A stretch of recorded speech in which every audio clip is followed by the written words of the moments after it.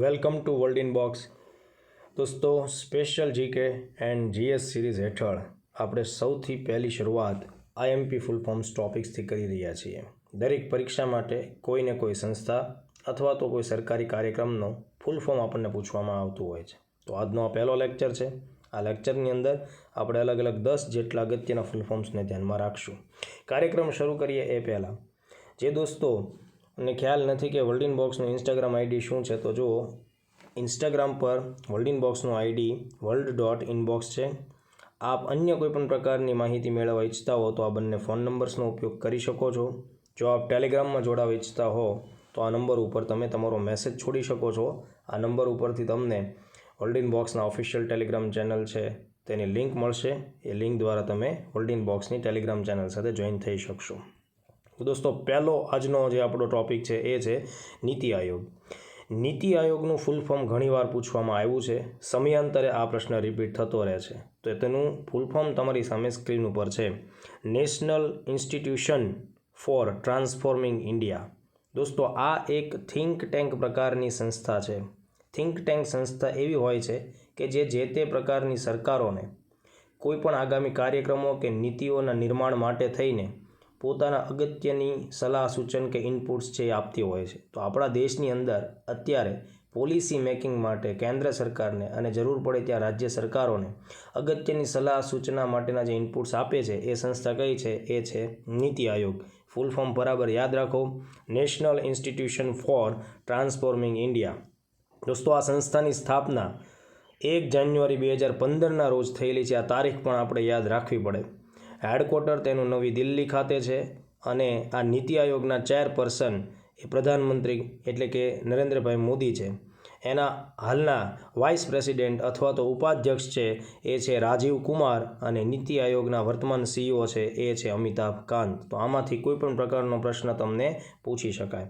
ત્યારબાદ બીજી અને ખૂબ અગત્યની સંસ્થા છે દોસ્તો, એ છે ઈસરો. આનું નામ દરેક વિદ્યાર્થીએ સાંભળ્યું હશે. ખૂબ જ અગત્યની સંસ્થા છે જેનું પૂરું નામ છે ઇન્ડિયન સ્પેસ રિસર્ચ ઓર્ગેનાઇઝેશન. આખું નામ તમારી સામે સ્ક્રીન ઉપર છે. વ્યવસ્થિત રીતે તમે યાદ રાખવાનો પ્રયત્ન કરો. Indian space research organisation. ઘણીવાર પરીક્ષામાં આ પ્રશ્ન પૂછાયેલો છે. છેલ્લે ભાવનગર મ્યુનિસિપાલિટી કોર્પોરેશનની 2020માં લેવાયેલી પરીક્ષામાં પણ આપણને આ પ્રશ્ન રિપીટ થતો જોવા મળ્યો છે. આ પ્રશ્ન ક્લાસ 1ની પ્રિલિમમાં પણ એક વખત પૂછવામાં આવી ચૂકેલો છે.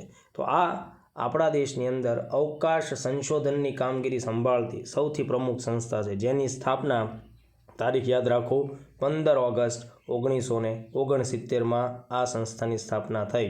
હેડક્વાર્ટર તેનું કર્ણાટકના બેંગલુરુ ખાતે આવેલું છે અને વર્તમાનમાં ઈસરોના અધ્યક્ષ છે એ છે કૈલાસ વડિવુ શિવન, જેને આપણે કે શિવન એવા ટૂંકા નામથી પણ ઓળખતા હોઈએ છીએ. ત્યારબાદની એક સંસ્થા લઈએ છીએ એ છે DRDO. દેશની સુરક્ષા જરૂરિયાતોની જે કાંઈ પણ રિક્વાયરમેન્ટ છે આપણી, તો એવી અલગ અલગ સંસાધનો બનાવતી આ સંસ્થા છે. મતલબ કે સંરક્ષણ ક્ષેત્રના સંસાધનો, મિસાઇલ્સ છે, ટેન્ક છે, આવા અલગ અલગ પેર પાર્ટ્સ બનાવતી સંસ્થા છે, જેનું પૂરું નામ છે, પરીક્ષામાં પૂછી શકાય, defence research and development organisation. અહીંયા જો તમને એનો લોગો પણ મળે છે, બલસ્ય મૂલમ વિજ્ઞાનમ. આ પણ પૂછાયેલો સવાલ છે, DRDOનું સૂત્ર છે. આ સંસ્થા 1958માં અસ્તિત્વમાં આવે છે. તેનું વડું મથક નવી દિલ્હી ખાતે છે અને તેના અધ્યક્ષ છે એ ડૉક્ટર G. સતીશ રેડ્ડી છે. બાર્ક નામની સંસ્થા પણ આપણે ધ્યાનમાં લેવી પડે દોસ્તો. આપણા દેશની અંદર પરમાણુ ક્ષેત્રના સંશોધન માટે એટલે કે ન્યુક્લિયર ફિલ્ડના રિસર્ચની સૌથી મોટી સંસ્થા છે એ છે BARC, BARC, Bhabha atomic research centre. Okay, atoms in the service of the nation એ આ સંસ્થા છે. એનો લોગો અથવા એનું સૂત્ર છે અથવા એનો મોટો છે, રાષ્ટ્રની સેવામાં પરમાણુ. આ સંસ્થાની રચના છે એ દોસ્તો 3 જાન્યુઆરી 1954ના રોજ થઈ હતી. ભારતના મહાન અણુ વિજ્ઞાની ડૉક્ટર હોમી જહાંગીર ભાભાના પ્રયત્નોથી આ સંસ્થા છે એની સ્થાપના થઈ. 1966માં હોમી ભાભાનું જ્યારે આકસ્મિક અવસાન થયું ત્યારબાદ આ સંસ્થાનું નામ જે છે એ BARC કરી દેવામાં આવ્યું. એનું વડું મથક છે એ મુંબઈના ટ્રોમ્બે ખાતે છે અને વર્તમાન સમયમાં આ સંસ્થાના વડા એટલે કે અધ્યક્ષ છે અજીત કુમાર મોહંતી, AK મોહંતી છે. ત્યારબાદ CDEC નામની સંસ્થા છે. દોસ્તો, આ સંસ્થા ખૂબ જ અગત્યની છે. ભારતમાં સુપર કોમ્પ્યુટર્સનો વિકાસ કરવામાં સૌથી આગળ પડતી જો કોઈ સંસ્થા હોય તો એ છે સીડેક, જેનું પૂરું નામ છે centre for development of advance computing. Okay, આ સંસ્થા જે છે તેની રચના 1988માં થઈ દોસ્તો. વડું મથક પૂના ખાતે આવેલું છે અને આ સંસ્થાની સ્થાપનામાં સૌથી પ્રમુખ ભૂમિકા નિભાવનાર જો કોઈ વૈજ્ઞાનિક વ્યક્તિ છે તો એ છે પ્રોફેસર અથવા ડૉક્ટર વિજય ભાટકર. વિજય ભાટકરને ભારતમાં સુપર કોમ્પ્યુટરના પિતા તરીકે આપણે ઓળખીએ છીએ. દોસ્તો, જ્યારે આપણને અમેરિકાએ સુપર કોમ્પ્યુટર ટેકનોલોજી આપવાની મનાઈ ફરમાવી તો આ બાબતથી આપણને એક વાતની ખ્યાલ આવે કે આપણે પોતે જો કોઈ સંશોધન માટે આગળ વધવા માગીએ છીએ તો પોતાના સંસાધનો હોવા ખૂબ જરૂરી છે. અને એટલા માટે જ ભારત સરકારે 1985 પછી પોતાના સુપર કોમ્પ્યુટર્સ ડેવલપ કરવાનો પ્રયત્ન કર્યો અને એના અંતર્ગત 1988માં આપણે આ સીડેક નામની સંસ્થા સ્થાપી, જે અત્યારે ministry of electronics and IT એટલે કે મેઇટી મંત્રાલય અંતર્ગત કામ કરે છે. ત્યારબાદ એનઆઈસી નામની સંસ્થા છે. આ એનઆઈસી ખૂબ જ અગત્યની સંસ્થા છે. ક્લાસ 1ની છેલ્લી પ્રિલિમમાં પણ આના ઉપર પ્રશ્નો પૂછવામાં આવેલો છે.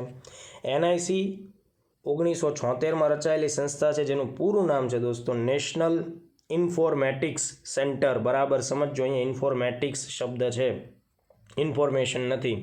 National informatics centre. દોસ્તો, આ સંસ્થા મેં હમણાં કહ્યું એમ 1976માં તેની રચના થઈ, વડું મથક દિલ્હી ખાતે છે. દોસ્તો, આ એનઆઈસી ભારતમાં અત્યારે ડિજિટલ ઇન્ડિયા કાર્યક્રમ અને ઈ ગવર્નન્સને લાગુ કરવા માટેની જે કોઈ પણ સંસ્થાઓ કામ કરે છે બધામાં પ્રમુખ સ્થાન ધરાવે છે. Gift city. અગાઉ પણ ગિફ્ટ સિટીનું પૂરું નામ પૂછવામાં દોસ્તો આવી ચૂકેલું છે. ગિફ્ટ સિટીનું પૂરું નામ ધ્યાનથી સાંભળો, Gujarat international finance tech city. આ એક એવી સંસ્થા છે અથવા એવું સ્થળ છે જે ગાંધીનગરની આસપાસના વિસ્તારમાં સ્થાપિત થવા જઈ રહ્યું છે, તેનું કામ ચાલુ છે. તો અહીંયા દુનિયાભરના લોકો કે જે ફાઇનાન્સ અને ટેકનોલોજીના ફિલ્ડની અંદરની પોતાની કોઈને કોઈ કંપનીઓ કે સંસ્થાઓ ચલાવતા હશે, અહીંયા આવશે, ઇન્વેસ્ટમેન્ટ કરશે, પોતાના પ્રોજેક્ટ સ્થાપશે, પોતાના કાર્યાલયો બનાવશે. 2007માં વાઇબ્રન્ટ સંમેલનમાં સૌ પ્રથમ વખત ગિફ્ટ સિટી છે તેની સ્થાપના અંગેનો વિચાર રજૂ કરવામાં આવેલો. ત્યારબાદ કેન્દ્ર સરકારનો એક ખૂબ જ મહત્ત્વનો રિવ્યૂ કાર્યક્રમ છે, એનું નામ છે પ્રગતિ. આ પ્રશ્ન પણ એકદમ આઈએમપી પ્રશ્ન છે દોસ્તો, જેનું પૂરું નામ છે પ્રોએક્ટિવ ગવર્નન્સ એન્ડ ટાઇમલી ઇમ્પ્લિમેન્ટેશન. બરાબર, પ્રોએક્ટિવ ગવર્નન્સ એન્ડ ટાઇમલી ઇમ્પ્લિમેન્ટેશન. દોસ્તો, આ એક એવો કાર્યક્રમ છે કે જેમાં પ્રાઇમ મિનિસ્ટર ઓફિસ એટલે કે વડાપ્રધાનનું કાર્યાલય છે એ સમયાંતરે દર મહિનાના ચોથા બુધવારે, જો છેલ્લો બુધવાર શબ્દ નથી, ચોથો બુધવાર છે અને ગુરુવાર શુક્રવાર પણ નથી, બુધવાર છે, ખાસ ધ્યાન રાખજો, અહીંયાથી પ્રશ્ન ઊભો થઈ શકે.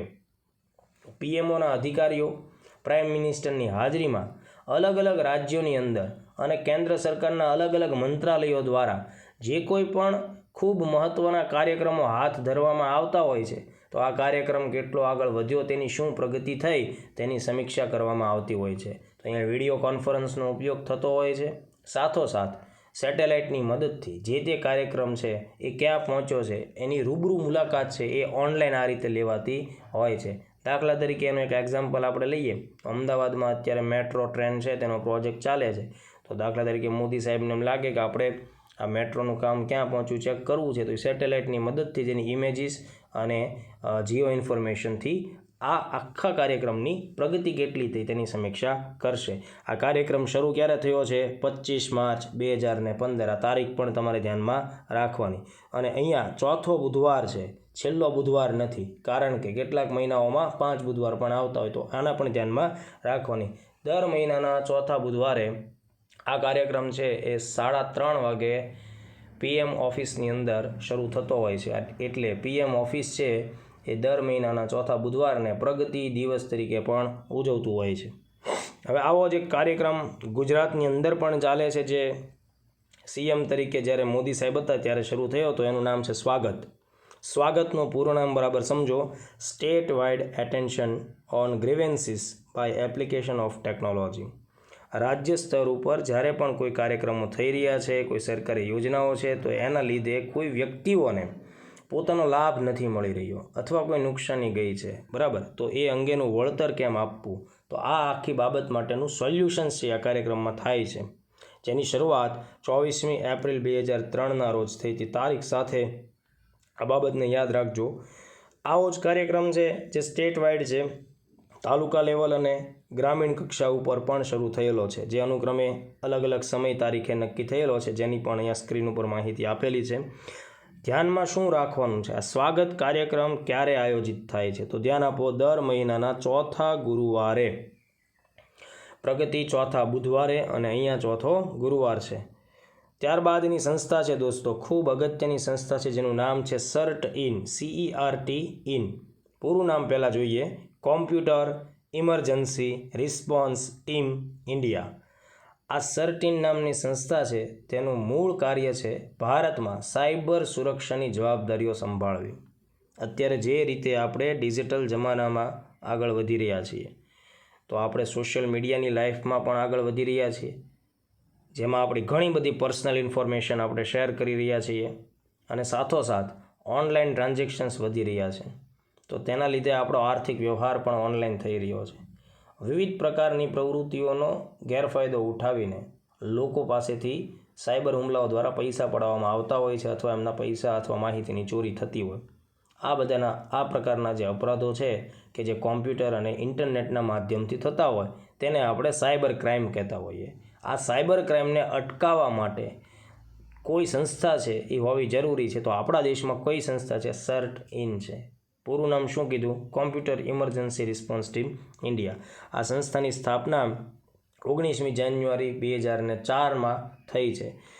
IT એક્ટ 2000 છે, ઇન્ફોર્મેશન ટેકનોલોજી એક્ટ 2000, એની કલમ નંબર 70B, 70 કેપિટલ B, એના હેઠળ આ સંસ્થા છે એની રચના થયેલી છે.